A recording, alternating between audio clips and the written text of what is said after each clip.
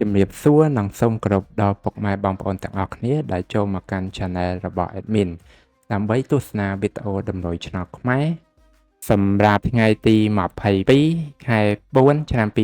2025សម្រាប់វេលាម៉ោង1ម៉ោង3និងម៉ោង6ដូច្នេះកុំបង្អង់យូរសូមពុកម៉ែបងប្អូនកលេចមកមើលតម្រុយ2លេខតម្រុយ2លេខ Admin គឺមានលេខ64 67 93 96សម្រាប់ប៉ោះ ABCD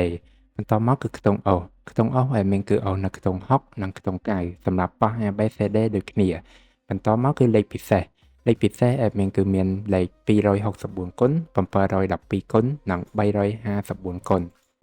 ដែលលេខទាំងអស់នេះសុទ្ធសឹងតែជាលេខដែលមានសង្ឃឹមថានឹងចេញខ្ពស់សម្រាប់ថ្ងៃនេះអរគុណពុកម៉ែបងប្អូនទាំងអស់គ្នាដែលបានទស្សនាវីដេអូនេះពីដើមរហូតដល់ចប់ក៏ជូនពរពុកម៉ែបងប្អូនទាំងអស់គ្នាធ្វើការសងសំណាននៅថ្ងៃថ្មីទទួលបាននូវការហេងឆ្នះចំទាំងអស់គ្នាជាចុងក្រោយ Admin សូមពុកម៉ែបងប្អូនជួយ Like Subscribe និង Share ដើម្បីជាកម្លាំងចិត្តដល់ Admin ផងនិងដើម្បីពុកម៉ែបងប្អូនទាំងអស់គ្នាទទួលបាននូវវីដេអូថ្មីបានឆាប់រហ័សផងដែរដូច្នេះ Admin សូមជម្រាបលានិងជួបគ្នានៅវីដេអូក្រោយ